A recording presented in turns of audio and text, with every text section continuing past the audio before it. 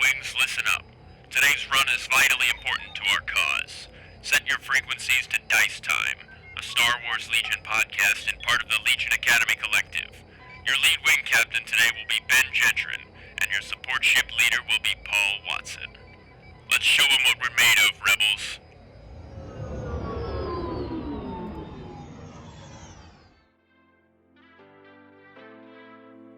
Ho ho ho! Welcome everyone to Dice Time. I'm Ben Gentrin. I'm Paul Watson. And today, we're going to be pulling off the heist of the year. Right here at the end of the year. Paul, how are you feeling? I'm ready. You ready? We have ready for this heist. Yeah, we have a jam-packed show today. So we've got so many things to talk about, which is why we were a little delayed. We had to get ready for this heist. So today we're going to be talking about Dynamic Exit, the scenario. I hosted an event for the Dynamic Exit scenario, and I'm going to just quickly go through that. We got to get through all of our topics real quick today, because I don't want this to be a 4-hour show, and it easily could be. Absolutely. We have a little bit of intel for the new shape of what Legion could look like at the start of next year, because we got a points change this month, and then we got a little bit of leaks of what some new rules changes that are happening next month. And then we're just going to kind of recap, how this year in Legion has been. Not a deep dive or anything like that, but just a quick little recap of how our year went with Legion. So, Paul, first off, foremost, we're about an hour out from the, about hour and a half, we'll see, from the heist, from the spot of the heist, and, I need you to put on this costume, if you would. This is part of it. Here's the mask, and then here's the rest of it. Here you go. There's yours. You know what this is, right? It's a heist outfit, right? No. Okay. What, you got a problem with it? What's wrong with it? Not your color? This is more like ceremonial stuff, not necessarily heist stuff. What ceremony? You know Life Day? Oh, is that what these are? Oh, these are Life Day robes. Now that you say it, I totally see it. Well, that's fine, it's just, it's not like we're stealing from your people or anything, it's fine, It's okay, Paul. I will do this for you. Okay, great. Because there might actually be Wookiees where we're stealing from, but that's neither here nor there. So, we're going to be talking about Dynamic Exit, point changes, because point changes, that's a big thing that happened this month, is the reason why we were a little delayed. Otherwise, we try to aim for the first Sunday of each month, and when I was told, we got point changes coming just after when you would record, I was like, we can push it back a little bit. And then the longer we pushed it back, the more stuff came out, and we were just like, we're going to have so much to talk about. Yeah, so. And we're not even going to talk about all the things. We'll save some for next month. time. We even shelved some stuff for next month. We were just like, all right, well, we can't get it all. Win some, you lose some. But the heist that we're going to be taking is going to be, we are stealing, are you ready for this, Paul? The rules for Legion that will be happening next month. We are stealing the core rulebook tonight. I'm ready. I'm ready to look through that thing. So we will be getting all that news, and then next month, after it officially releases, we will then share with you the contents of our heist. So we'll have it. Trust it. You'll just have to trust us that we have it. Yeah, sorry, we only record once a month. That's all right. If we were to recorded more, we could have maybe given it early, but... Oh, yeah, then we could have told you earlier. That's definitely the only thing that was hindering us. So, yeah, let's go ahead and, Paul, if you're ready, I'm ready to just dive right in. Yeah, let's do it. All right. So, first up, foremost, the thing that was going to be the topic this month until all the other stuff started avalanching was Dynamic Exit. So this was, as a reminder, for those who don't know, this was the next organized play scenario kit that came out from Atomic Mass Games after the Dianoga expansion, that scenario. So this came with a set of rules, cards, all that sort of stuff to host your own event yourself. You can do this with a number of players. I think it's 8 players is what they accommodate for. And they give you all the cards, all the rules for everyone to have their own set of stuff. It even also comes with an alt art of, this month it was, Shadow Collective Mall, which was very cool, looked very cool. And they give you enough to have some for everybody. They even give you 4 different languages. If for some reason your event takes place in a multinational, quadlingual area, you can still accommodate for all of your players. That's awesome. Very forward thinking. So yeah, I'm not going to go through. I might have at an earlier version of this show, but I am not going to go through all of the rules of which dynamic exit take place. I'm going to let you find those and read them yourself, because I might have at another version of the show, but I cannot anymore because of our time. So I'm going to be talking about this event as if you knew the rules to dynamic exit, but also at the same time, even if you don't know dynamic exit. So I'm just going to be referring, what I mean by that is I'm going to refer to rules like alert and check manifest and stuff, assuming that you know what that means. And if you don't care what it means, then you'll just hear about the event. So there you go. So we had a small little group of players. I think we had 4 players, including myself, which I only played 1 game later. So I just monitored for the first couple rounds, and then I played 1 game with one of the players afterward. We had a couple rounds where we had mostly Empire and Separatist. So we had 1 Empire player and 3 Separatist players. A lot of diversity there. Yeah. There's a lot of droids and not a lot of anybody else. But it is what it is. I brought Rebels, of course, obviously. Everyone I think had fun with it. It was just like I don't know if I said this in the last time we talked about dynamic exit, but it is a lot of rules. It is not an event that I recommend for people that are just getting into the game or that feel overwhelmed by the amount of rules or anything in the game at current. It's definitely a small rule book that you're learning just for this event. And if you're going to run this event, let me tell you this straight up from the get-go. Talk to your players and tell them that you want to do this event for multiple reasons. 1, you're going to find out whether your players want to do it or not. This is not an event that I would recommend to people if your players don't want to play this event, because this is a commitment. If you're not into dynamic exit, you're not going to want to learn this small novel of rules just to play dynamic exit, because you're not going to want to do it.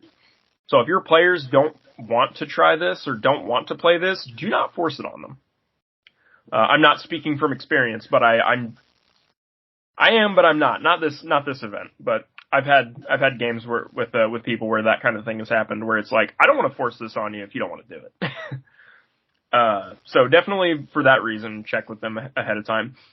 Also check with them ahead of time because one of the things in this scenario is the very specific army building that it has.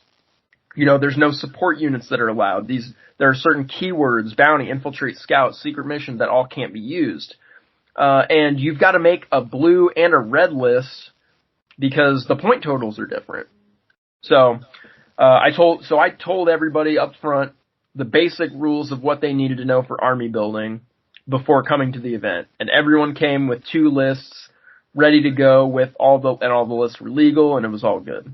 So that part was successful. I highly recommend communicating or making some kind of post with your community talking about the different rules and necessities that need to be done for this event beforehand, because it's a lot to just walk into and be like, oh, well, here we go. Unless you've got really versatile players that are just like down for anything at any given time and can spin on their heels and make a list on the spot, then I'd say those people are probably fine. But for everyone else, you definitely want to communicate this kind of stuff in advance. As far as how the scenario actually plays, it can be a little confusing with some of the wordings, because I don't think the wording of everything is necessarily perfect or super clear in some cases. So I would definitely recommend, right before I ran the event, I suggested it for Friday Night Fights to do that, so you can actually go, and they did a Friday Night Fights, they did the dynamic exit scenario, and it is one of the, at the time of recording, I think only 2, maybe 3 videos on YouTube of dynamic exit being played at all. So there's not a whole lot of YouTube battle report experience of dynamic exit out there. So I think as of time of recording, say that Friday Night Fights does the best job of explaining to you and showing you how that scenario works. So I would recommend that to you, and then probably talking with people who have done dynamic exit before you do your own event.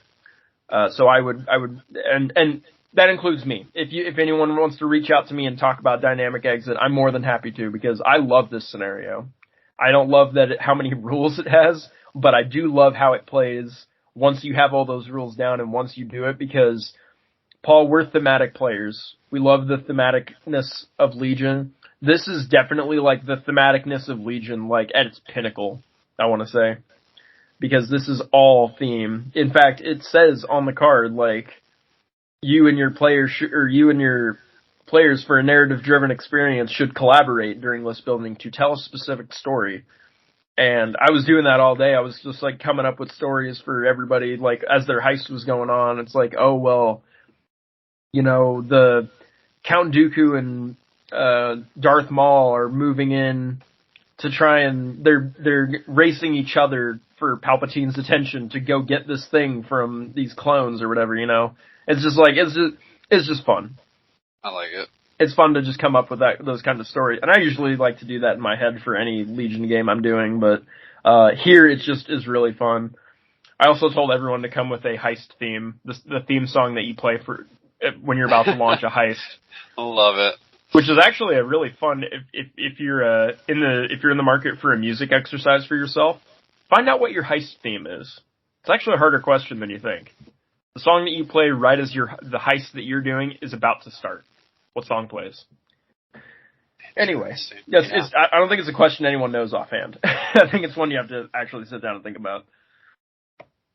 But the tokens, the half-range stick, the flat-footed tokens, it's all definitely an experience that all needs a lot of reading and understanding, but once you actually read and understand it, I think the game flows in a pretty fun way. So if you're looking for a new way to play Legion, or if you're looking for a new thematic way to play Legion, if you're okay with a lot of rules that you've got to learn just for this kind of scenario, I would highly recommend it.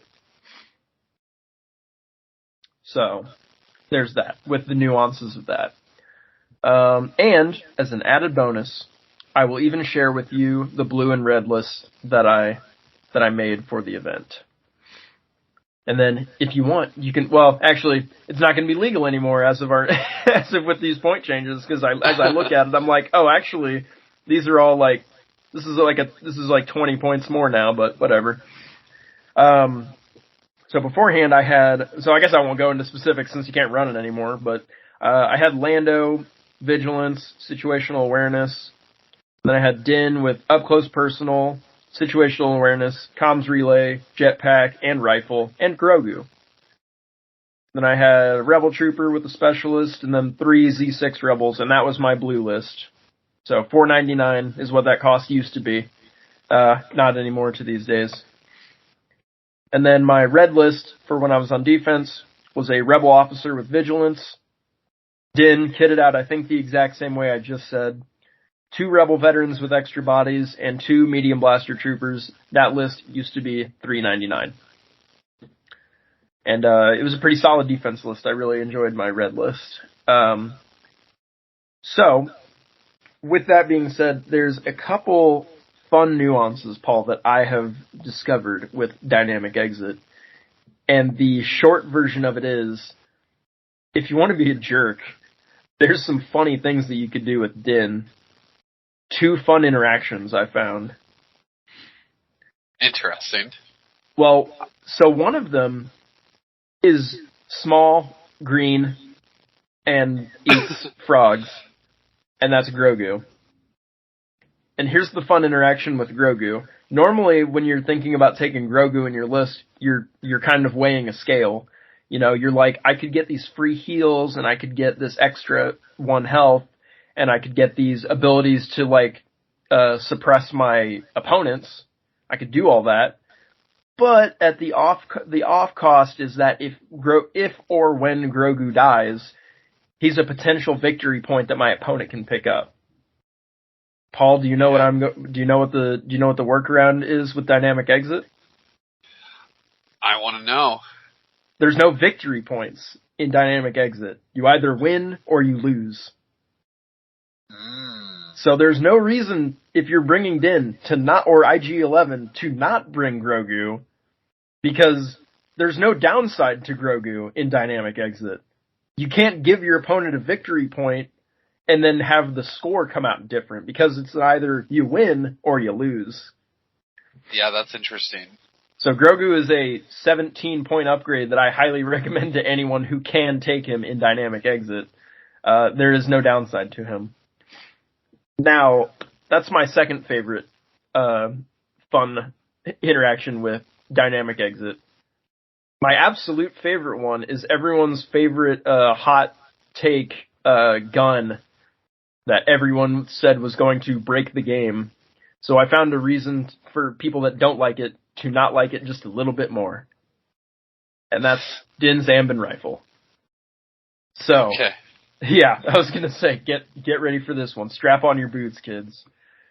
The red player has the condition of being flat-footed.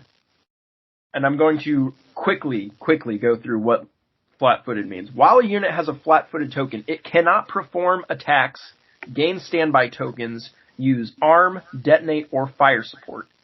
If a unit has a flat-footed token, if it suffers 1 or more wounds, gains 1 or more suppression tokens after defending, or begins its activation while engaged, you can remove its flat-footed token. So, all the red players, all the red activations start with that flat-footed token. And another thing that's not listed for flat-footed, but it is part of the scenario, everyone's range on all of their weapons is reduced by 1 to a minimum of 1, but a maximum of 3. So, all the sniper rifles in the game are capped out at 3, range 3. Okay, yeah. So, here's the thing.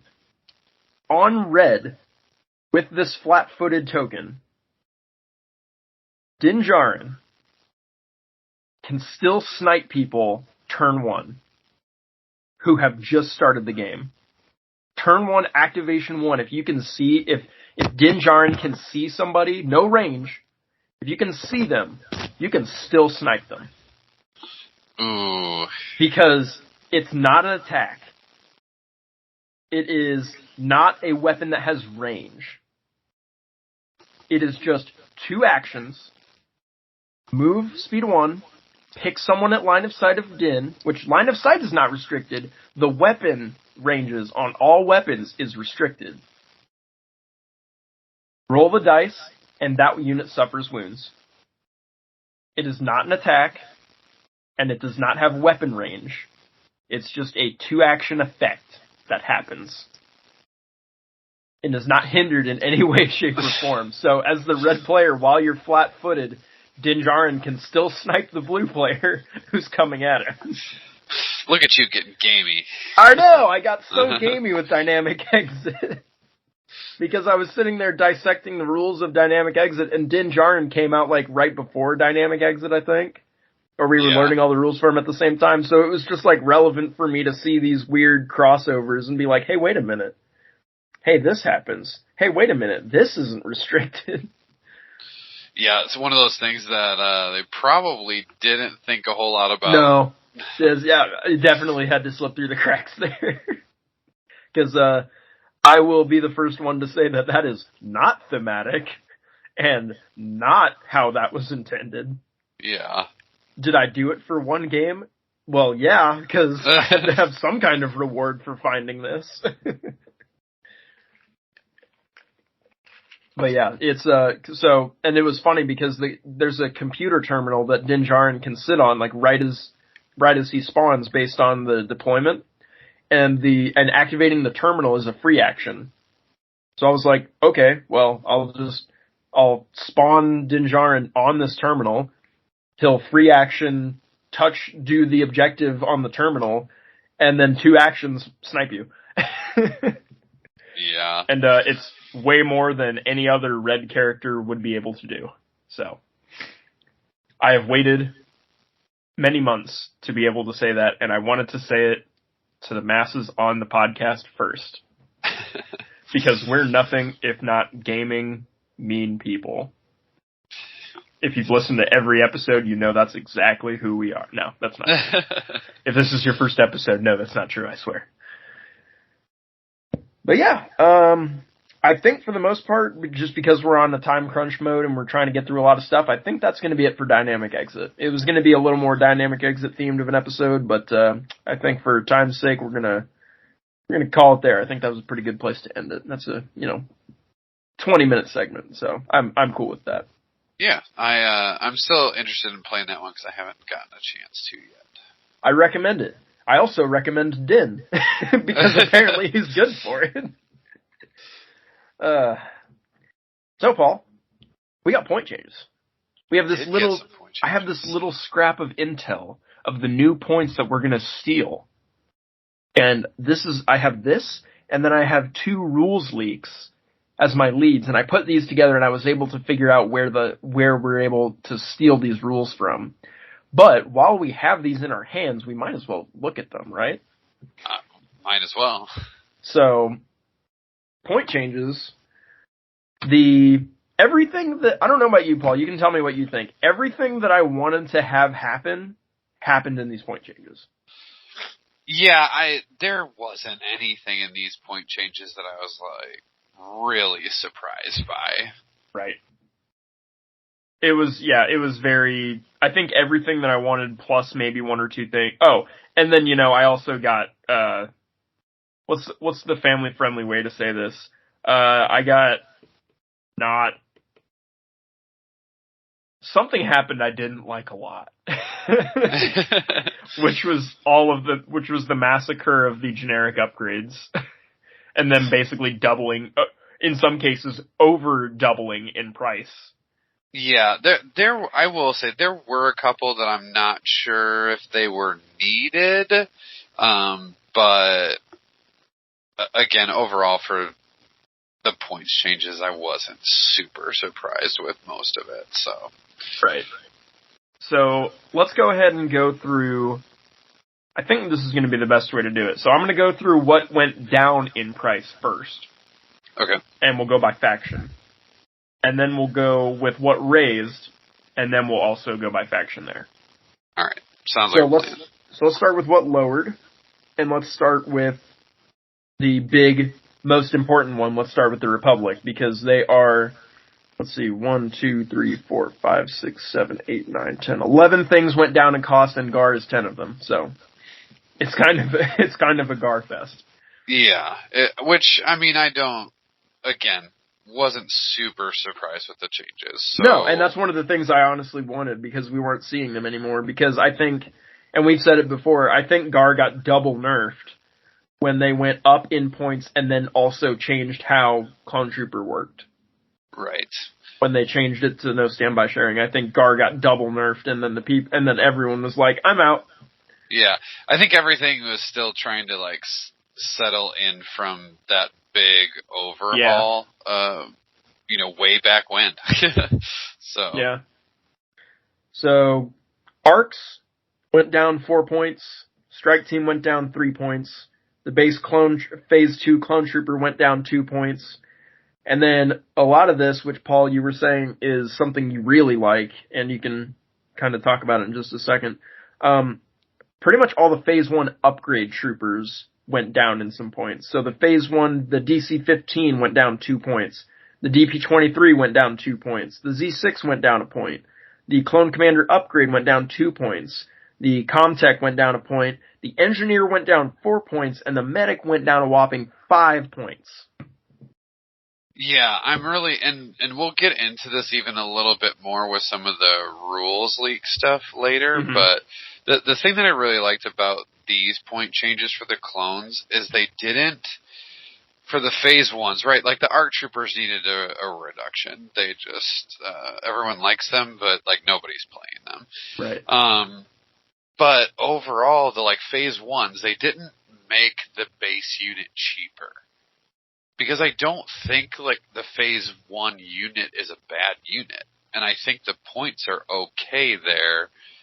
But what they did with these points really kind of incentivizes, in my mind, of having these full squads of elite clone troopers. Right. Rather than doing I'm going to take a cheap 4-man unit just for objectives.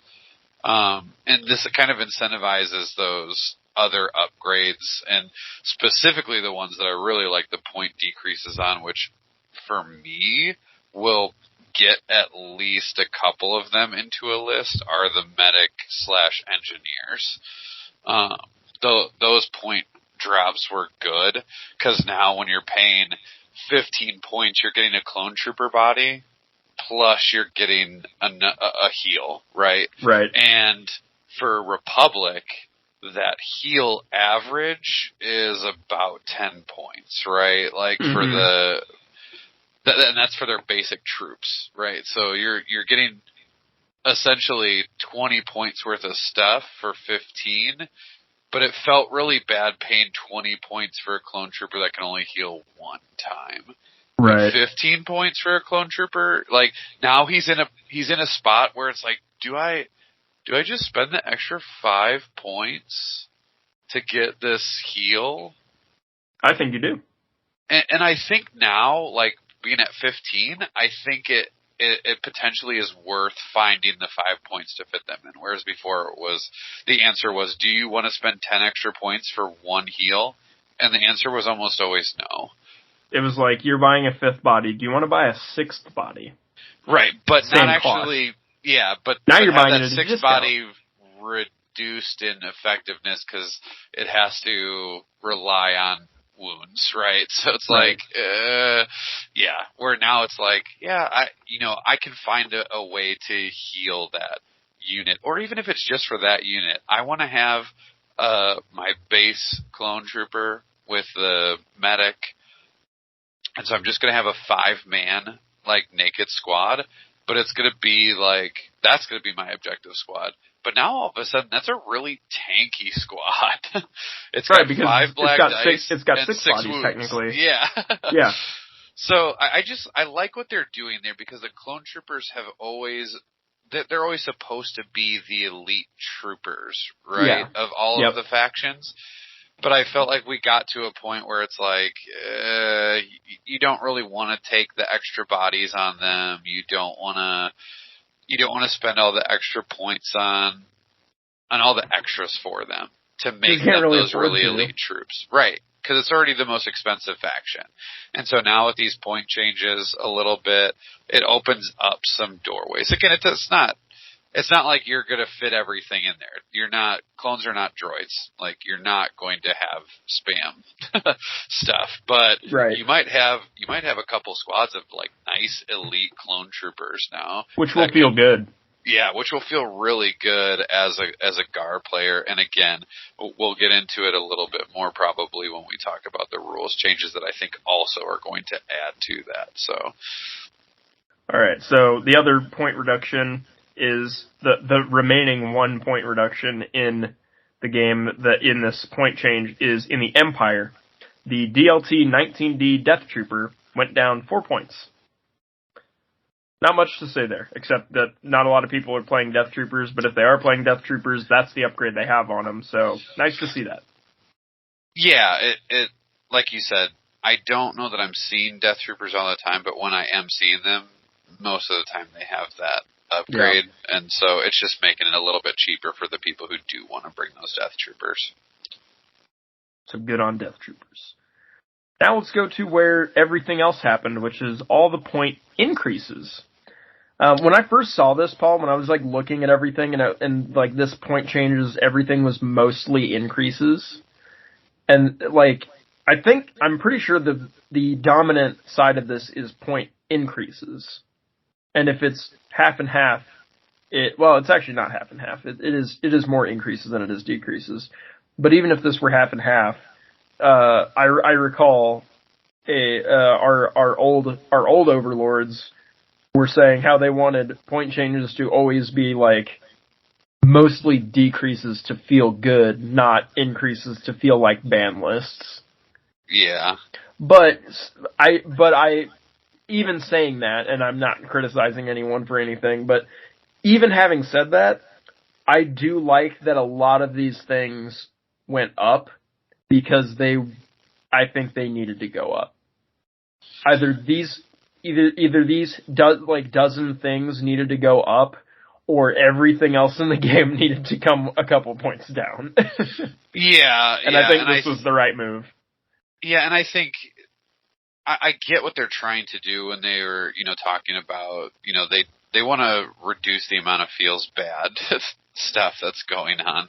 I think that's evident in the rules too that they're going for, that they're trying to make it so that people don't feel oppressed all the time when something changes. But at the same time, I feel like some of these things, a lot of these increases are newer units, right? Yep. So some of these things, I just don't know that it was fully realized, as things are getting play tested. How it would come out and how effective certain units would be. And so, I think some of these are absolutely necessary. Just with where they were at, they needed a little bit of a tweak just to bring them on par with some other areas. So let's go ahead and go to increases, and we're going to go ahead and start with Empire, because we were just on Empire.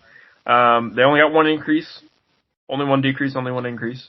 The DF-90 Mortar Trooper went up by 2 points. Yeah, and that... Sorry for you guys. Yeah, I mean, the thing is, you're still taking them. The 2 points is right. not... If you're bringing shores, you're bringing the mortars. You're doing it. And I don't know that really feels all that crazy of a points increase. I mean, there's still a durable little crit generating machine that, is an extra activation. It's still a really solid unit for 40 points. So we'll go to the real losers of this point update, the CIS. At least the competitive CIS, I should say. The competitive CIS players were the absolute losers of this point change update. The RPS 6 Magna Guard went up by 6 points, and here it comes, the biggest point change that you're going to see in this whole update, up or down. The nose-mounted ion blaster on the spider droids went from 10 points to 25. That is a 15-point increase. And for those of you who are keeping track of these point changes at home, you'll notice that all I've said so far is single digits. This is a double digit and the only double digit change as far as this whole points chart is concerned for this month's update. So it was a big change. Yeah, I think those two changes were big. CIS had so much impact on units that they wanted to take anyway, and then adding that super cheap ion platform on those spider droids. Yep. That was just a really scary combination for anybody who wanted to run vehicles. Having the Magna Guard being so cheap with their rockets, and then the ion on the spider droids being that cheap. So again, not super surprised that these changes are out there because we saw a lot of those two units being used, and they were very effective, right? Yeah. And here's the thing: they're still going to be effective. Now you might not spam the ion guns anymore. Right, which price. I think I'm glad that that's how they chose to do it, because I think that was probably the problem. Yeah, I don't know that the spider droid itself is in a bad spot. Nor the Magna Guard themselves. Right. I think it was the way that people were spamming these specific upgrades that made them so lethal in competitive play. I think you can still bring Magna Guard and the spider droids by themselves and be perfectly fine. Yeah, so and if I think that was handled well. Yeah, and I think the Magna Guard, like, here's the thing, you're still going to see that rocket, because it's a really it's a really solid thing. 6 points you can eat that and just have to take something out somewhere else. Yeah, and so, if you're paying the premium for Magna Guard, and you want that, in that versatility for that unit, right? You're going to bring it. You're going to pay those extra points. But now it also kind of incentivizes those other upgrades that it has too, which I really like. I like when the point changes make you think in list building. It's like, yeah, do I spend all those points for that rocket, or do I take the cheaper versions of that upgrade slot and save those points to put elsewhere? Yeah, and so I like when points changes do that for us and make us get more options to the table than we were used to seeing. So I like it. Coming in at second place as the biggest losers of this point update, the Shadow Collective. Yeah. This right here, I was probably out of everything, this right here might have made me the most happy as far as what I saw as points upgrades, because when those came out, they were, and still kind of are to a degree, running totally rampant with no disregard. Yeah, and I think part of that is the combination of them just being available, in all the factions. Like, you can just use them in so many areas, and so for them being so cheap, it was just causing them to be used everywhere. Exactly. So, the Pike Syndicate Capo went up 3 points. The Foot Soldiers, the basic unit, went up 4 points. The Syndicate Capo, I believe this is the upgrade version that goes on the normal unit, went up 2 points. And then the Black Sun Vigo went up 2 points. The upgrade, I should say. The upgrade version of the Vigo went up 2 points. I'm actually surprised that Black Sun got out as clean as they did. Because I really expected the Magdet to go up, or the base unit to go up, and neither of those went up. And I think those are the things that are honestly not just to say that Black Sun in general are the problem, but I honestly kind of think the Magdet might be it would have been one of those cases where it's like, hey, if I wanted to fix this unit, I might make both of the heavies go up 2 points, 3 points or something. Yeah. You're still going to pay it, but your list isn't going to be as flushed out as it was even if you spam this. It was just, I don't know. I'm happy that the Pikes got, I'm not going to say I'm happy the Pikes got hit, but I'm happy the Pikes got hit. Just a little. I think they just needed that 4 point, 3 point, and 2 point hit that they did. I think that's all they needed. I don't think it needs to be, I think maybe it'll settle now and we'll be good. Yeah, I think it's one of those things that if you're going to take them, if you want them in your list for what they bring, then you're still going to bring them. I just think you are. I just think you were maybe getting away with it too cheaply. Right. Before. And I think, again, it just opens up, it's a slight increase, right? But it's enough of an increase to think about make you think, do I really put them in there, or do I just go with the troops that I already have access to? Because let me say this, at 40 points, they're almost a better core unit than just about any base core unit in the game. Right. And that's 40 points is what you'd pay for any other core unit of the faction. Now, obviously there are nuances to the list building that you would need to do. You need to include your own basic core, because these don't count towards your minimum. And they don't share the courage of your commander. But I don't know that, but I think the benefits you got off of their keywords and their scrappiness, I think you were getting a really good deal for paying 40 points for them. Right. And then the 16 points for the Capo originally? Yeah, it was a no-brainer for me. I was I'm pretty sure every army I have now runs at least one Pike as an objective unit, because they're just so scrappy and hard to kill. Right. They always get if you run them with a Capo, which if I didn't have a separate Capo unit and I still suggest this for people, if you're not running a separate capo unit, always, always, always put a capo upgrade on there to get them up to that 2 courage, because otherwise they're gonna like panic as soon as the sign of any trouble. But they have, they have danger sense, they have independent dodge, and with the capo surge, and then they have outmaneuver. If you haven't faced pikes, they're tougher to kill than you think. They only have the white defense save, but like with danger sense, outmaneuver, and getting a dodge every turn, they're scrappy. They actually hang on. I remember the first time I went against pikes, and I was like, yeah, their white defense save, they'll have that dodge, but whatever, that doesn't save them. And I blew 3 units of mine on offense shooting at them in heavy cover, and I maybe killed 2 of them. And I was just like, wow, what the heck? This should have wiped the unit with that many activations. Yeah. And it just did not.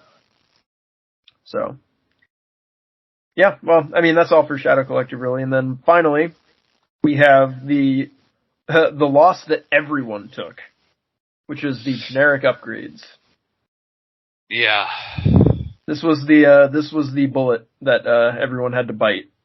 That whether you were happy or sad about the rest of those point changes that happened, whether your faction got better or worse, you had to bite an additional bullet that came at everybody. Up close and personal went up 3 points. Tenacity went up 2 points. I feel like during this segment, I want I'm not gonna edit it in, but I want the fall of the Jedi Temple music to be playing while I'm reading these parts off.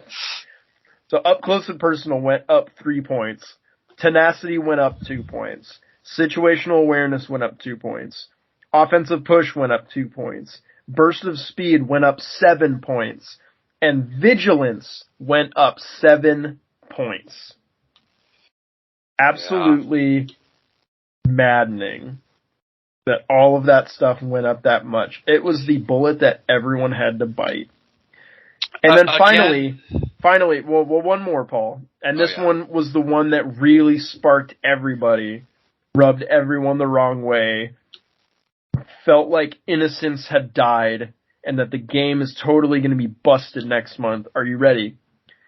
Grappling hooks went from 1 point to 2 points. Yeah, I disagree with that one. That's out of all of them, all these changes, Atomic that's the Mass one. Games, you're canceled. Yeah, they messed up on that one. There was no reason to hit those grappling hooks. And now I can't spam them anymore. With every unit that I have, everyone in my list was taking grappling hooks. Even at one point, I was like, I'm still not taking them. No, yeah, for real, everyone was, it was a meme that grappling hooks was even included in the points change. Yeah, it's just like that. I will say that is the one that I was like, really? Because at 2 points, it's like, why are you here? Yeah, at 2 points, I'm like, do you just take the exhaustible one? I'm just drawing a blank on its title. One that gives you scale. Yeah, I know, the Ascension cables. Ascension cables. Yeah, yeah, it's like, no, that's the only thing. More points for Ascension cables? Yeah, of course you do. Yes, because Ascension cables is infinitely better than grappling hooks. Right, but at 1 point, it's like, well, I could just put 1 point on this unit, but you're not getting the same keyword. Right, but it would help him climb. It's 1 point, but now when you're like, man, 2 points for that? I don't know. I don't think I'd take that. Well, and what everyone's saying is they feel like the reason that that's happening is because there's going to be some kind of change to elevation or scale or clambering. Like, there's going to be some kind of change coming in the next month where, grappling hooks might actually be back on the table for someone to actually think about. Yeah. Because for me, it was like, and this is just a weird analogy, but it's the one that popped in my head. I'm running a 10-year class reunion, and a 50-year-old alumni shows up, and I'm like, oh, you did go to this school, but why are you here? Right. Why are you at this event right now? I was like, oh hey, old man grappling hooks, like this isn't your game anymore. Why are you here? Yeah, it'll be interesting to see if there's something that comes out. Now the rest of them though, like a lot of these upgrades, I can't say that I'm surprised that we're seeing points increases on them, No. right? Like, yeah. up close Some and of them came personal out feels too cheap. real good. Yeah. Tenacity's on a lot of things. Offensive push is on a lot of things. Vigilance is really good. Now, it did get hit really hard. That got hit the hardest, I think. Yeah, that At seems 2.5 like a lot, times its base cost increase. It's a good upgrade. I don't know if it needed that much. It almost seems like they're doing with Vigilance kind of what they did with E-Stems. I completely agree. Where it was like, oh man, everyone's taking E-Stems. It's so good. We're gonna crank up the points. And then they cranked it up and nobody used it. And then they were like, okay, maybe that was too much. And then they came back and now it's like, it's in a decent spot, right? Like if you want it, it's still worth taking, but you don't see it just spammed on everybody. I would like it if it did the same thing as E-Stems where, like, no one takes it now, because here's my problem. I still want to take it at 12 points, but I'm not going to put it on, like, I think at one point I had, you have 2 commanders each with Vigilance. I don't think you do that anymore. Yeah, you're paying a huge that conversation's tax for gone that. now. Yeah. Because back then that was 10 points to do 2 copies of Vigilance, and now you're not even paying 10 points for 1 copy of Vigilance. You're paying 12 points. So I think it's a completely different discussion. And now I almost wonder, too, is like, when you do take Vigilance, are you trying to use it more on the trooper unit so you're getting more value out of it than where I feel like I saw it used a lot, which was like to save a dodge on a hero? I think I'm still doing that, even at 12, because it's just so crucial. But I think that comes down to what I think it comes down to your faction, your list, and what you're trying to do with that list. Yeah. Because I think it even comes down to like your faction and like what hero you're playing. A dodge on Leia isn't the same thing as a dodge on Luke. Right. They mean different things entirely. A dodge on Rex is completely different than a dodge on Anakin. Right, but if I'm taking those upgrades now, maybe I am trying to think more of how to utilize them in a way that's getting more value. I don't know. You might be thinking more about it. Before it was just like, I've got a command slot free and I like dodge tokens, so boop, there you go. And that's all the thought you had to put into it. But now you're actually like, okay, what do I do with this? Yeah, how am I going to get the value out of this 12-point upgrade? As somebody who never played Burst of Speed ever, because I just don't play Force users that much, and when I do play Force users, they don't use Burst of Speed. Sorry for those guys for that it went up from 3 to 10, but honestly, the way I saw it used, I don't think it should have been 3 in the first place. Yeah, three's really cheap, and I think if you wanted the ability to get your, Force user across the field in a turn, that was a really easy way to do that at 3 points. The people that I feel like get hurt are like the Vader, right? Who is slow. That was a way for him to get across the field and do that for cheaper. Now he's even more expensive. Dude, Emperor Pep went up like 14 points with Vigilance and Burst of Speed each going up 7. Yeah. I feel like some of those characters, it was really good on them, but now it's like, that just seems like it might be too much for them to absorb that cost and still be worth the points. I don't know. It's still such a good ability, right? Like getting Commander Vader across the field, especially like on an implacable turn where he can do it 3 times in a turn or in a round or whatever. It's it's really good, but I don't know. That's a lot. That's a lot of an increase. Yeah. I don't know. I definitely don't think you're going to see it like just kind of tossed on other people now, because it's like at 10 points, it's like, am I really going to take burst of speed on Luke, who already moves 2? No, I'm probably just going to take force push instead for the same price, right? Like, because it was an auto include for like every force user when it came out, and I was just like, I don't know. I don't know if that's the case. I think it still goes on your Yodas and your Vaders though. Yeah, I just think you might, because like you said, it's a really good effect to have on those characters that really need it. But your 2-speed characters, you know, your Lukes, your Anakins, I don't think they're taking burst of speed anymore. Yeah, whereas if you needed to drop a couple points, you could before do it. Like, let me put burst of speed on instead of something else, because then it'll get them in. Maybe I don't need force reflexes anymore because I'm just going to get into combats, like, you know, with people or something. But now you're like, you're not putting burst of speed on everybody. Right. Well, that's all the point changes that we got, Paul. So, overall thoughts? Good? Bad? Yeah, again, I think a lot of the stuff kind of was, again, not surprising. There's a couple of them that I would not be surprised if we see changed again in the future. Some of those like huge points increases, like again, the ion spam.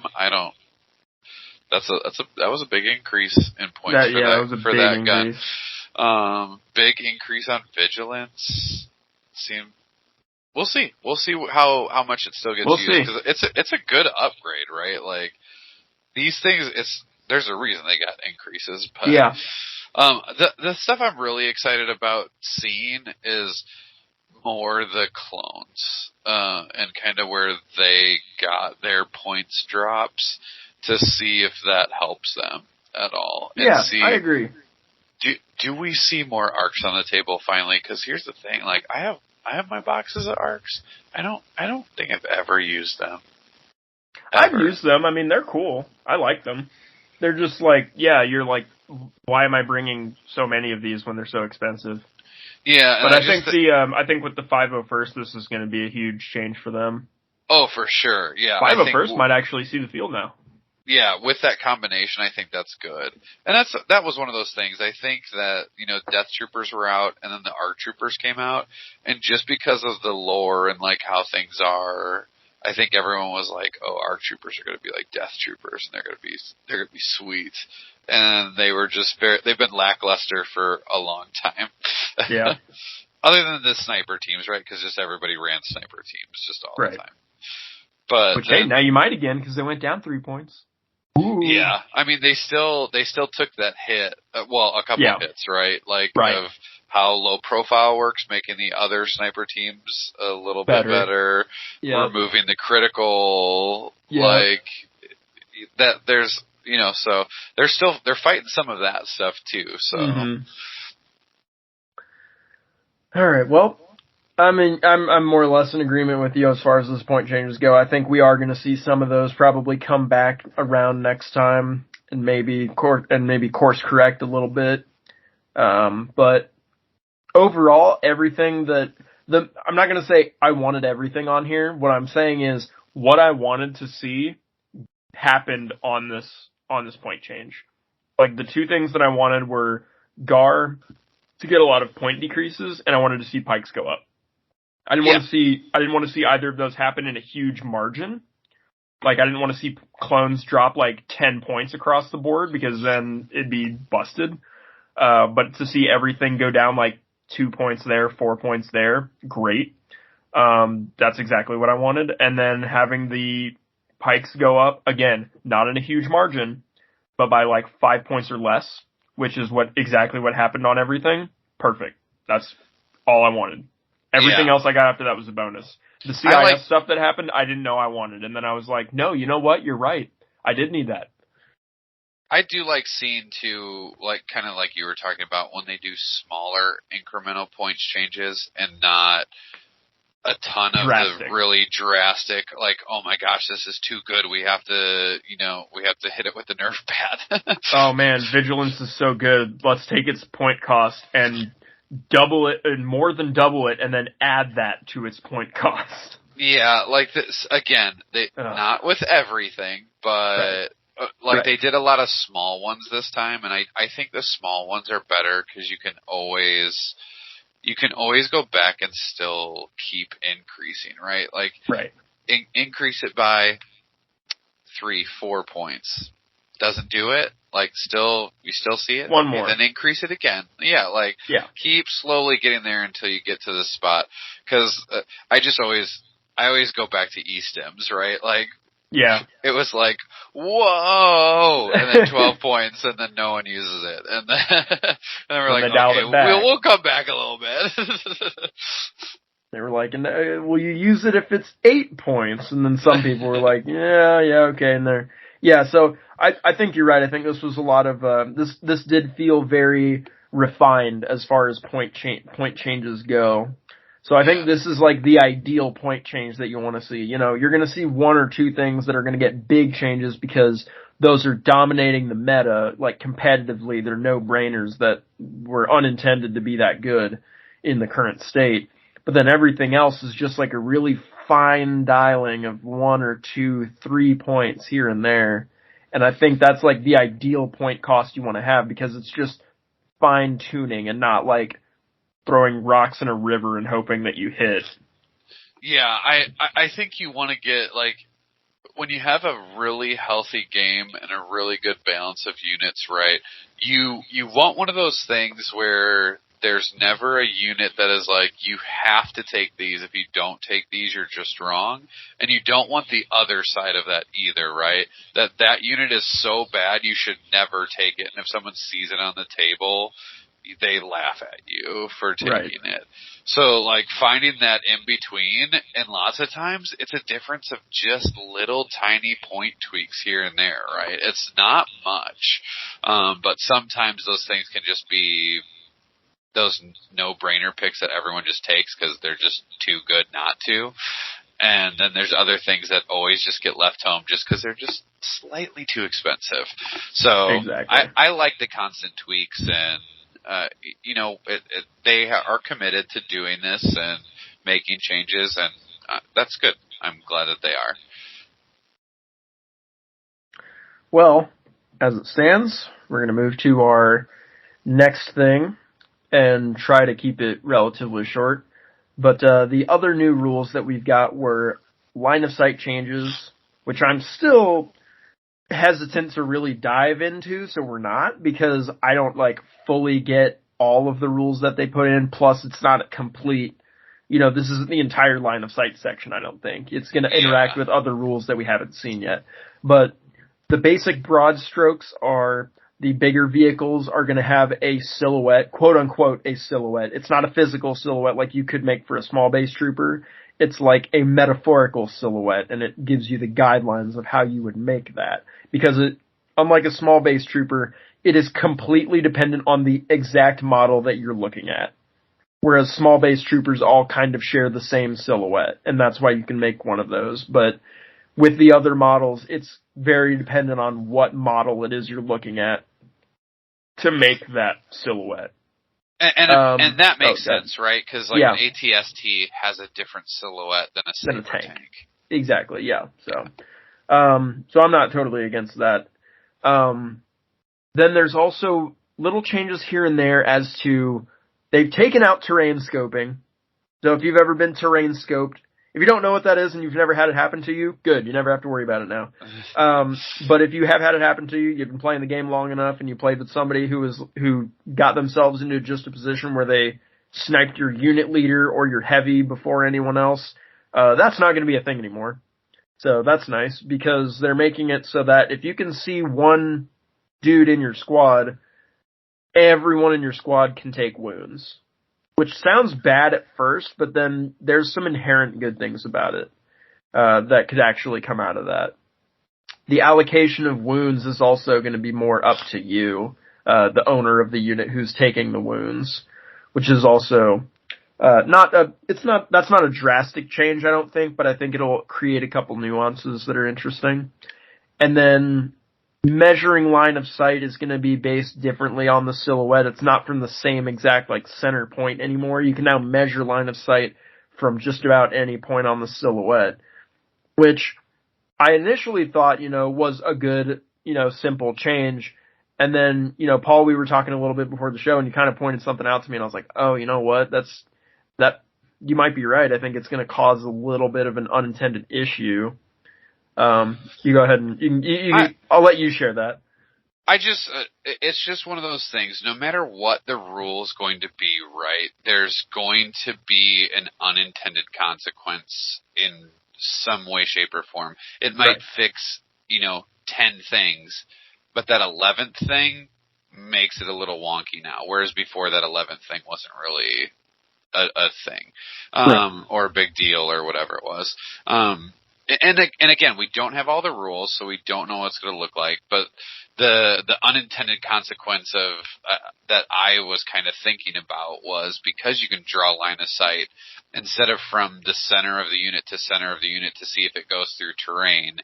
You could kind of use the corner of your silhouette to get around a little bit of a terrain piece. So it's just adding a different dynamic of where you're looking now, instead of like that center to center point, being able to go from all these different areas of the silhouette. Especially, it's not really as big of a deal in a trooper unit, right? Because that silhouette is not that big. Right. But when you're talking about the silhouette of an AA5, that's a big silhouette now. That's a big, long silhouette that has multiple angles depending on the front of the back. Yeah, absolutely. And that center point of that bus is a big space away in game terms from that back of the bus or the front of the bus. And now being able to draw from the silhouette kind of wherever it might be could add for some areas of unintended, kind of like shenanigans with line of sight and cover and all of that. Now, again, we don't know all the rules, so we'll see how it all pans out with the rest of, what they come out with and all of that. But I'm interested to see. I think the thing overall with these rules, though, is it seems like they're trying to simplify some of these interactions. Right. So that way you can focus more on having fun with your little Star Wars toys and rolling dice, and not so much on the, where do I have to put this exact guy so he doesn't get shot out by that thing if they move there. And like, it takes a little more of like the chess piece out of it, and a little more of the, well, we're going to stand in these gun lines and shoot each other, and whoever wins this shootout, is gonna win the game. And now it's more, well, it is an objective game, and it needs to stay an objective game. And so in order to get that unit off of the objective, I can't just sit here and shoot at them with a gun line. I'm gonna have to run my troops out so I can see them a little bit better, so I can get around this corner, so I can kill more of them than just seeing one or two of them. So I overall, I think some of these changes are going to be good things. The feel bad moment. I mean, you talked about your heavy getting sniped. I remember early on when those rules, were in effect, doing Leia's coordinated bombardment and killing a sniper team and 2 DLTs out of 2 different units in that one attack. And that was on turn 1 of the game. It felt really bad for my opponent to lose essentially 3 heavy weapons in one go because of the terrain scoping rules, and just how they were played out. And so I think that's really good too for newer players, because that was one of those nuance rules that once you were in that feel bad moment, you remembered that forever, and it was a terrible feeling. And it's something that changes the way that you have to play the game if you want to stand up competitively, because that was we said it earlier. The way you put it, I think, is good. This is a skill that I don't think you need for this game. Yeah, you shouldn't need to have that skill. You shouldn't need to have the skill of, I place my unit leader here, but I'm going to place all my heavy in this specific spot, and then I'm going to place these guys in these specific spots. Now, obviously, you're still doing that for cover purposes, which I think is fine. That's not I don't think that's chess to do that. But I think, yes, in order to not get terrain scoped, you were having to play chess. And I think and then you said, like, that's not a skill that you should need to have. Cause I remember saying, like, I got burned by it a bunch year one competitively, and I had to kind of learn trial by fire where I should put my heavies when I put my guys down, or where I should put my other guys so that I don't get terrain scoped. And I was like, and I was telling you, I was like, I feel like I was finally getting, like, I was pretty good at that now. Like, I feel like I've got that down pat, and now that is going away, and I'm fine with it. But, like, when I was saying that, I was like, yeah, I feel like I kind of have that down pat. You were like, that's good, but, like, I don't feel like that's a skill you should have to need to play this game. And I was like, yeah. I completely agree. Yeah, it was just one of those things that I think that was an unintended consequence of the rules Correct. At that I think time. So too. It was one of those things that I think the intent was you need to be able to see units to kill them, right? Right, obviously. Makes sense. That makes sense. The unintended consequence was, well, now if I can only see this one part of the unit, now I can kill just that thing. Just that part, right. Yeah, and that created some of those feel bad. So now I think, again, it's going to simplify some of that movement. It might save some time with people moving, because now, like you said, right, you're still going to decide, okay, I want most of my unit to be hiding behind this building because I don't want them to get shot at. But I want to get on this objective too. And so now, like, some of your units are protected a little bit from that. Well, and you don't... they are, but at the same time they're not, because now that if you can see one model in the unit, you can kill the whole unit. Right, you can kill the whole unit, but then it'll be limited to how many wounds worth of stuff you can see, right? So... Well, I don't think it is, right? I think they just said as long as you can see part of the unit, you can assign, or like wounds can get assigned to models that you can't see. Yeah, I would, unless I read it wrong. My understanding, I might have read it wrong too, because is that you could always. So if I just have my unit leader sticking out and you shoot at my unit, you don't snipe the unit leader instead. Like, I still have to assign wounds to people that are out of line of sight. Correct. But the thing that I thought that I read that was different was, if you, let's say I have just a 4-man squad and I only have a unit leader and one extra guy that you can see, the max amount of wounds that I can take in any one attack would be 2. Because that's the max amount of people that you could see to kill. That was my understanding of when I was reading it, which, again, I could be wrong, but... This is an excellent... I was going to say, this is an excellent point for everyone to remember. Slow down and read what's going on, because it's not always put in a super clear way that makes a whole lot of sense. Don't just jump and be a troll and scream at the rule because you might have read it wrong. Because, like, Paul and I have 2 different versions of what we read that I think don't totally line up, but it's definitely because one of us, like, didn't read everything, and it's probably me, but that's fine. Or we just read into certain areas differently, right? Yeah, and then it caused and causation turned into a whole different ruling in general by that point. But yeah, because I think that's a problem that everyone had but that's another problem on AMG's part, where they just kind of gave you this small snippet of the rules and then, like, let loose and just said, there you go, like, there's your tease. And it's like, it's not the same as, like, showing me part of a unit card. Whereas, like, I'm like, oh, there's other aspects. It is and it's not, because it's like, oh, there's other aspects of this unit card that I'll get revealed, and then maybe this part will make more sense, or I can't just, like, look at a new unit and be like, it has 4 health, and then me be like, I'd be like, oh cool, okay, it has 4 health. Whereas, like, with the rules, when you say, here's this bit of line of sight, well, the rules all interact with each other. Everything interacts with each other, much like the Force. Everything's intertwined. And you can't just show a snippet of something and not even like a complete part of it, and then unfortunately, like, you can show it to some people and they'll just be like, oh, okay, this unit has 4 health. Cool. There are absolutely is going to be, and it's a sad part that the Legion community was definitely not this year one, but nowadays you're going to have so many people who are just going to be up in arms immediately because they read one part of this rule, they read it wrong, or they just read this and they don't understand the rest of it because it's still coming, and they're gonna make a whole argument, they're gonna make a whole case as to why this is bad, and then they're just gonna run rampant with it, and everyone's gonna be listening to these loud voices that are wrong. Yeah. And that's about as political as I'd like to get on that take. But slow down, read your rules, and don't go causing fights on the internet. And that's good rules for life.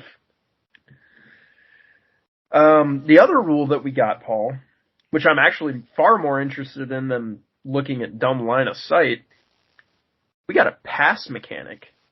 Yeah. This is really interesting to me. This is a tease that you can show me that I'm very interested in, and you can give it to me independently, and I can be totally invested with it. The way that a pass is going to work. So I can read this because it's really short. The active player chooses to either activate a friendly unit with a face-up order token, or to draw an order token randomly from an order pool and activate a unit that has the order token's rank. That's what we used to have. Now, if a player draws an order token with a rank that does not have any corresponding units, remove that token and randomly draw another one and keep going. Alternatively, the player now has the option to pass. A player may pass if they have fewer remaining orders than their opponent. To see how many remaining orders a player has, add together the number of face-up tokens that their army has on the battlefield, in that player's order pool, and on their command cards. When a player chooses to pass, they do not activate a unit, and their turn ends. A player may only pass once per round. I think this is a really good addition, and I like the way that they're balancing it. It already comes in pre-balanced. It doesn't say, like, only one person has access to this pass ever in a round. It's not like, at the start of the turn, whoever has fewer activations gains the pass. Because the player who has the fewer activations could very well switch mid-round. So both players have access to this pass. It's a catch-up mechanic, and I think it's very well balanced to let whoever's trying to catch up. Because if you had way too many, if you were playing a 13-act list versus a 9-act list, huge disparity between the two. And now, with the fewer activation count, kind of buffs their activation count by 1 with this mechanic, which I think is really cool. I really like this change. Yeah. This is something that my local group had talked about a lot when we were playing some Armada, and it has a pass mechanic in it. And it's not the same. It's not the same pass mechanic, but correct. It adds that. It gave you that, right? Like you talked about, this kind of catch up of when you, let's say you start off a game, right, and you just get diced pretty hard, and all of a sudden you're down 2 activations in round 1 that statistically probably shouldn't have happened, right? Yep. Sometimes that's enough. Your opponent is out activating you by so many activations that for the remainder of the game they're just going to have 2-3 activations where they just get to go and you can't do anything about it. Yep. And now this is going to take some of that away, right? If you get into a position where even if you just make a mistake, right? Oh man, I left that unit out in the open and they got obliterated. Well, now you can, kind of like you were talking about, well, now I'm down activations. I can use this pass mechanic to kind of wait out my other units that are left, and not have it snowball on me, right? Like, not because I made a mistake with one unit, now I have to force another unit into a not optimal position because I have to make something happen now, right? Right. And I can't just wait for my opponent to go previously because I have less activations than them. So they're not going to move their unit out in the open until after I would have the opportunity. So now, yeah, it's just going to give opportunities for those moments to happen where you are not just having your game slip out of your hands and then everything is just snowballing on top of you. You know what faction is going to benefit from this the most, Paul? Republic. Go ahead. You're right. Because I think this gives the armies that have, or the lists that have, I would say, honestly, 10 and fewer activations, you could, like, in this common, in like, the game state that we are right now, you could take those lists and bump them up by one activation for free. Yep. And what that would do to your, like, let's say I've got a 9-act list that I'm like, I'm not super confident with this list right now because it's, 9 acts compared to my opponent's 11. Now, with literally no change at all to my list, my activation count goes up to 10. And a 10 versus an 11 is so much less disparate, like, so much less of a great pit of difference that it's now a lot more manageable.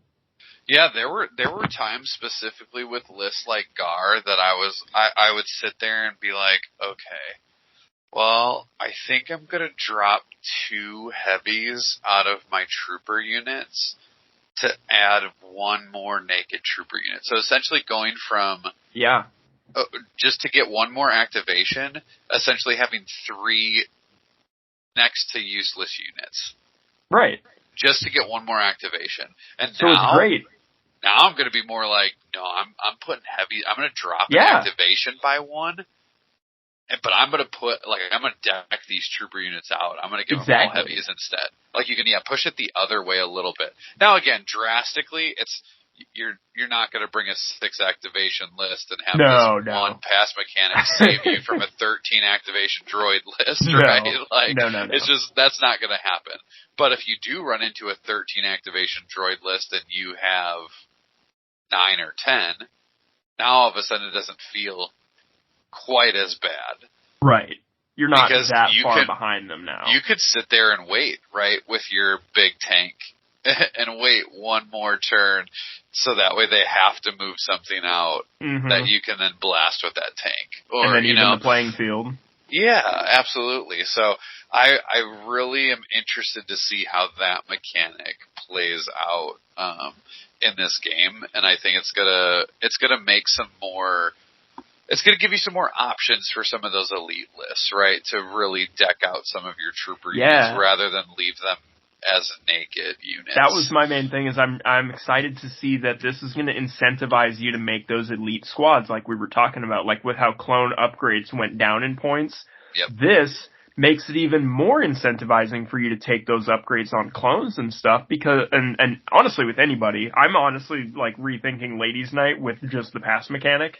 Yep. And I'm almost like, I could almost cut, like, I was worried about like my activation count being exactly what it was because, and like keeping all my dudes the way that they were. I'm honestly thinking about like cutting a strike team and then just buffing and like spending those 40 some odd points or like 50 some odd points in like pure upgrades for everyone else.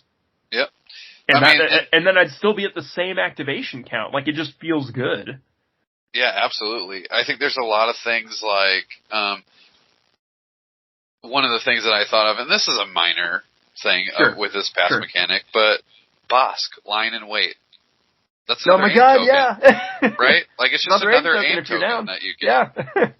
So, like, again, are you going for that double bounty list or whatever, and maybe it's less activations because you're spending extra points on those bounty hunters, but now all of a sudden it doesn't feel as bad because you want to wait with Bosk anyway, right? So now I just sit and wait an extra turn for it. So it's going to be interesting. I think there's still going to be a sweet spot of activations, right?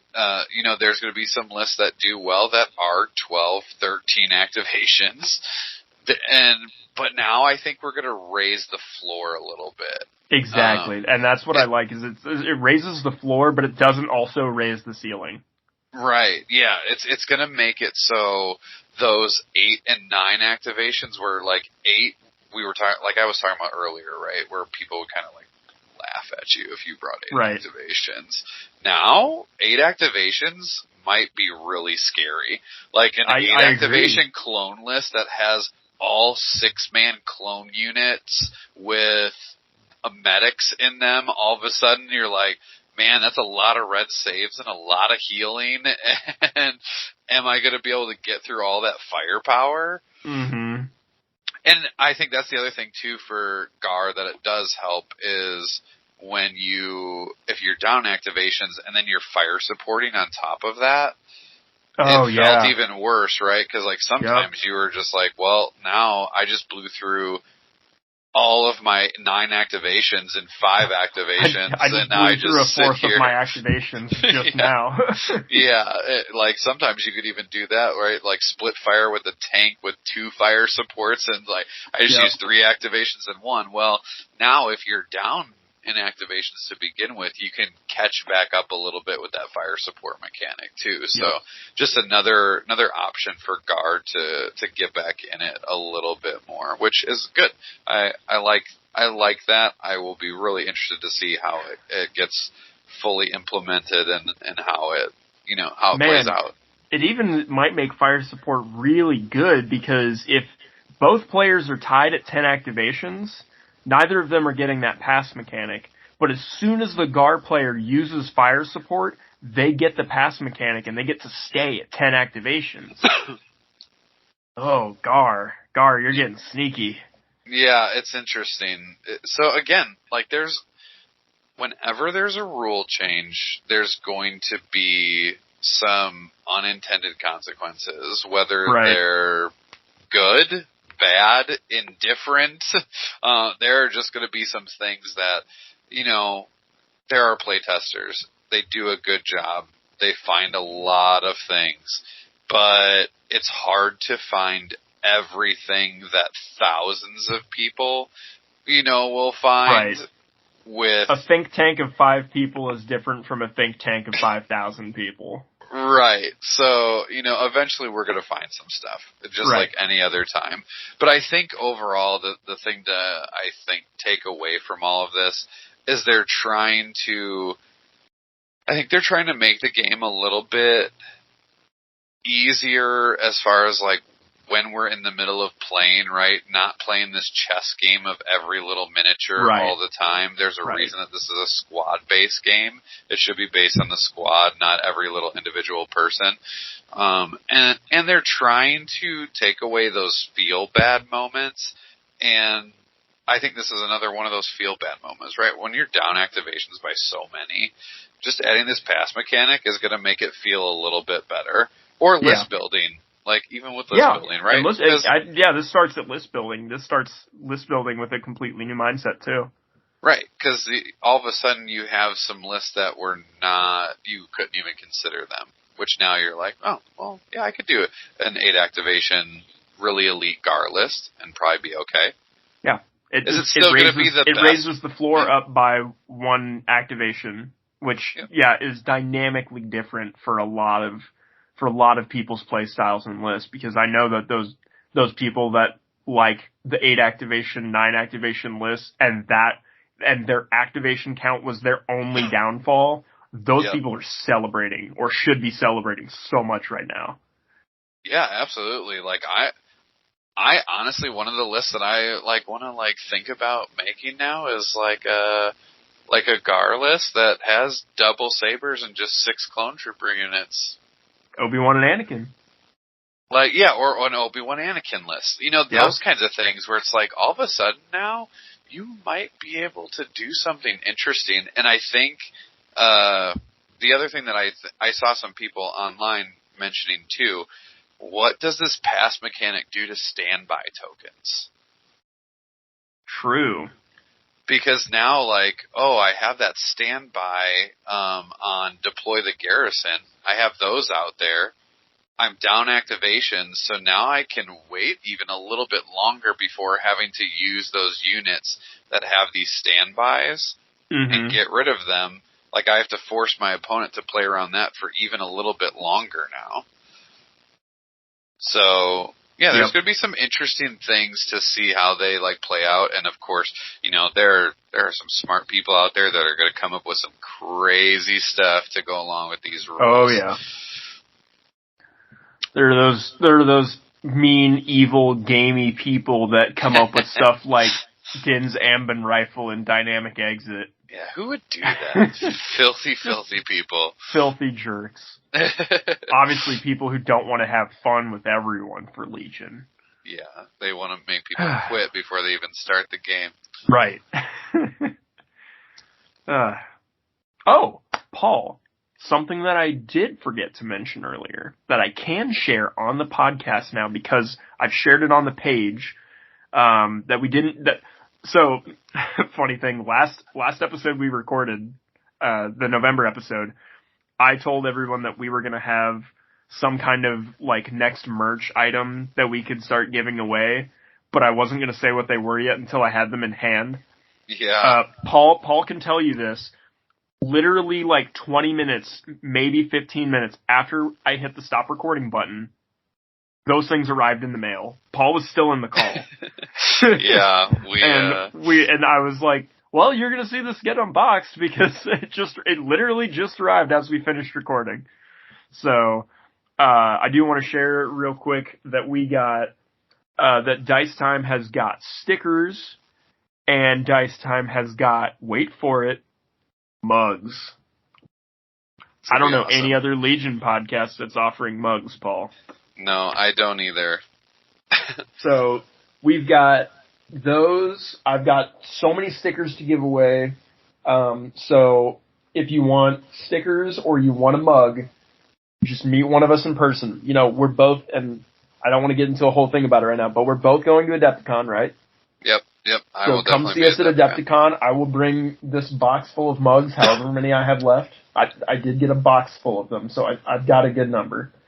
And the stickers, I've got so many that I could just throw them like confetti at Adepticon. I won't because I don't want to get in trouble, but I could. And then I even got like a poster and like something else we might turn those into. I might make more posters. You know, we might do something like that if people have that kind of interest. But I got all of that stuff. Best meetup opportunity.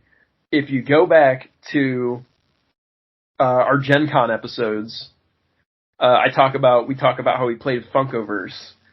One of the people that we met playing Funkoverse was my new buddy Chong, who he is a guy he works in promotional items and stuff, and we met during Funkoverse year 1, and he came back like we came back year 2 to play it again because he had so much fun with it.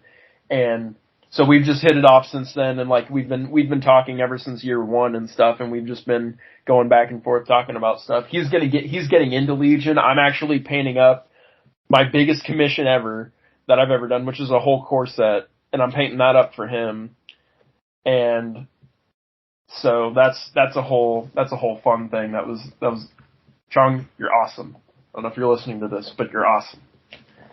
That was we want to get awesome, that stuff and the in your stuff hands. looks really, really good. I'm excited for people to get their hands on it for sure.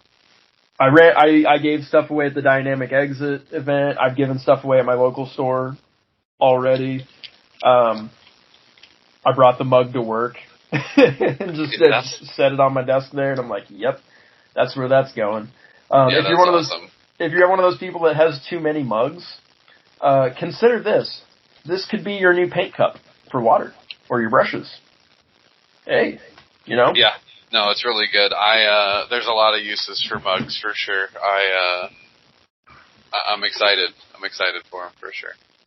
really quick before we get to this closure, I want to go back ahead. and revisit because I found the post again for the line of sight, so I wanted to read this so people knew what I was talking about and why I was thinking what I was thinking. Okay. It's at the very bottom of the line of sight rules. There's a little box, and it talks about like which units can suffer wounds during an attack. Okay. Has now been adjusted. So what they have written here is when a unit suffers wounds from an attack, if the attacker has line of sight to only some of the miniatures in the defending unit, the defending unit cannot suffer wounds greater than the total wound threshold of the miniatures that are in line of sight.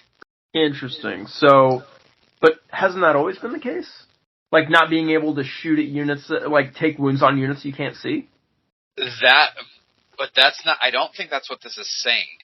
I think this is capping out the amount of wounds that you can take, but the previous rules that you were talking about with you being able to take wounds on any unit, I think that now it's meaning that you can take wounds on units that cannot, or on models that cannot be seen. Oh, right. Okay. So if you can only see one unit, you can only kill one unit, but it doesn't mean that it's that unit.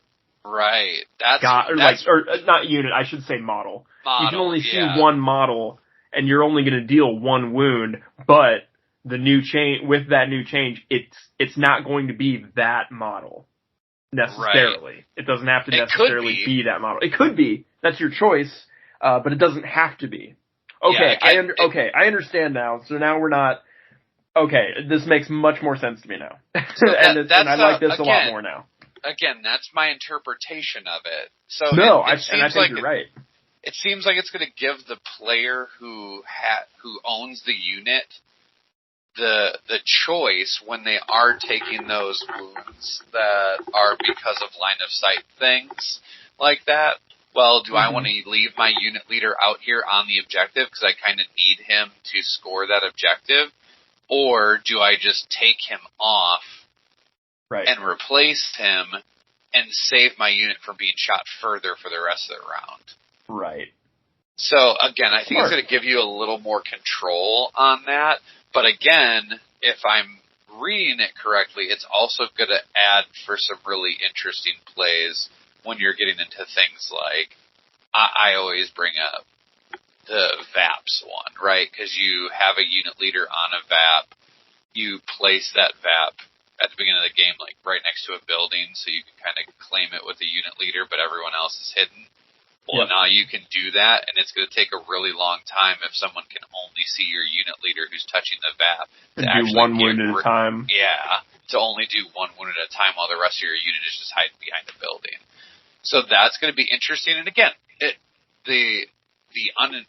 unintended or intended consequence of that is it's going to make the game a little more dynamic, right? Because now, in order to get my unit off that VAP, you're going to have to move around the building. You can't just sit and have a gun line shoot out your choices. Your choices now are shoot me 6 separate times, or move once or twice maybe, and take me all out at once.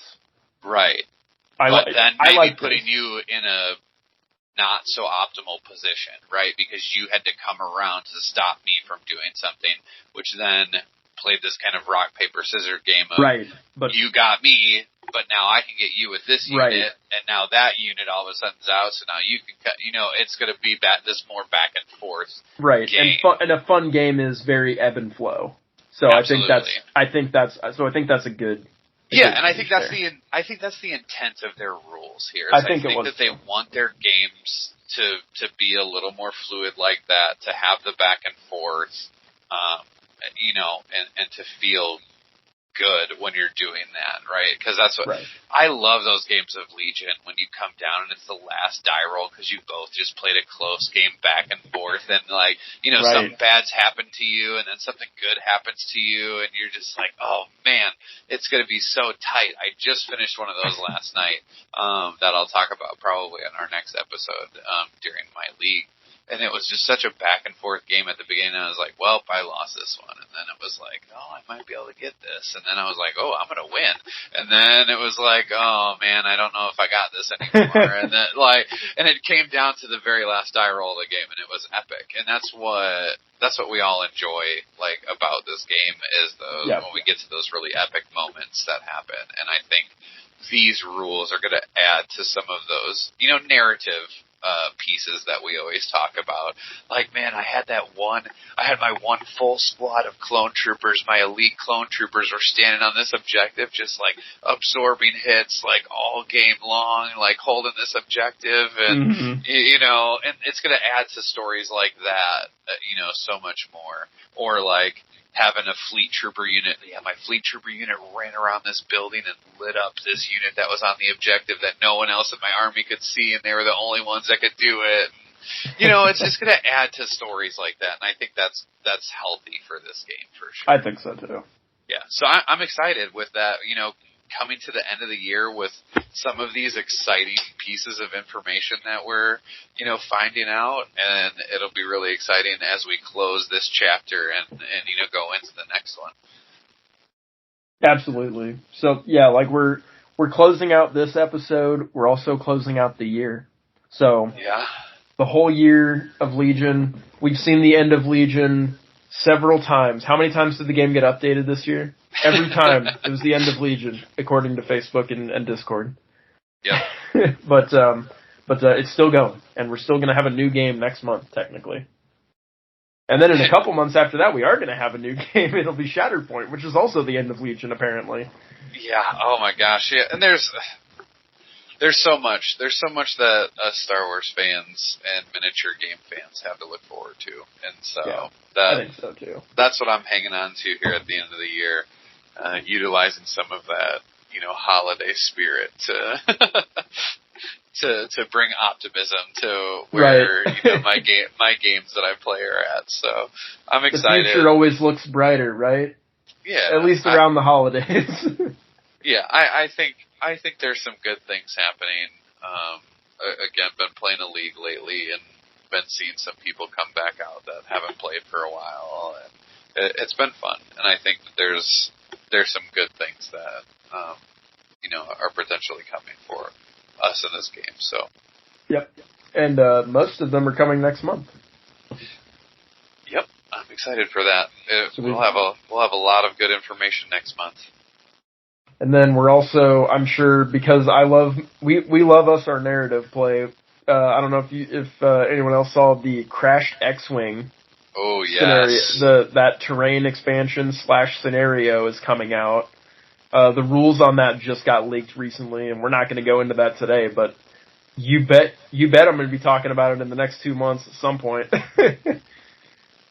Yeah, I'm excited. I'm always excited for different scenarios and things like that too.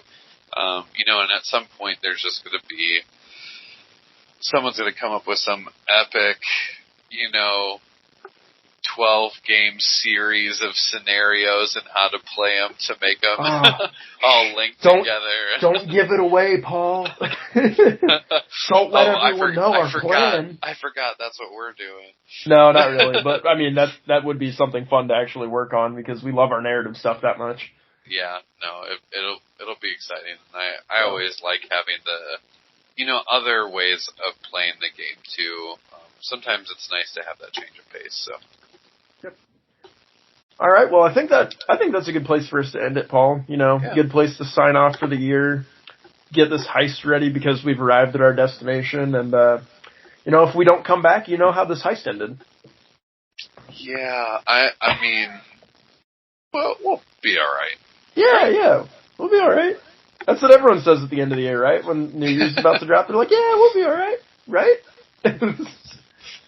So, how much worse could the next year be than like 2020, for example? And here we are. Let's find out. All right. So, thank you everyone for listening. Not only just to this episode, but if you've been listening like all the way throughout 2022, thanks for another year of listening. Really appreciate it. Paul and I can't be thankful for everyone who's listening to the podcast enough. We really appreciate all the feedback that we get. Everybody who talks with us, about, the kinds of things that come on the show and that kind of stuff. It's really great. I love meeting everybody who listens to the show and just everyone in the Legion community who, just make the year of, make another year of playing Legion feel good and feel bright. So, we can't be thankful for you guys enough. So we met up with a bunch of you guys at Gen Con when we saw people, I met a whole bunch of new people at Gen Con who just knew us from the cast. So I'm excited to meet even more of those people at Adepticon. So I'm looking forward to that. And, just get out, get out, play some Legion. And be ready for that point change and rules, or not point change. We already got that. The rules update that we're getting next month, because I think that's really going to breathe some brand new life into the game. Paul, you got any final words of wisdom for the year of 2022? No pressure. Oh, yeah. I mean, I think you already touched on it. Get out there, play some Legion. There's a lot of changes. There's a lot of stuff going on right now. Get out there and play again. I know I've been having fun in our league. Can't wait to tell you guys about some of those games, and I'll have some more that I've played since then. It's been fun. I'm excited. I'm excited to get some more hobby stuff done now too. Get you sparked doing all the fun things that we do with our little toys. And hopefully, speaking of, I hope everyone's getting more Legion toys for Christmas. And and other holidays. I hope this is your time to get even more stuff. I'm gonna shamelessly tell everyone that I bought the Separatist Invasion box on Black Friday on Small Business Saturday because my local game store was having a really good deal on it. Ooh. But and I was like, I'm never gonna find this for a better price. So But I hope the holiday times are your times to start getting new stuff. If it's your intro into the hobby, go back, find our episodes that really speak to you as far as where you're at or the kinds of things that you want to do, because we try to keep this open for people just getting in. Yeah. Otherwise, I think we'll go ahead and call it there. It's been a wonderful year. Thank you so much, everybody, for listening. I hope you had a dice time listening to us in 2022. Special thanks for anybody for the people that made we made the top 5 in their podcast Wrapped. I know we made a few people. Hey, shout out to you guys. And then thank you everybody again. And I'm Ben Jetron. I'm Paul Watson. Go out and make next year even better. Have a good night.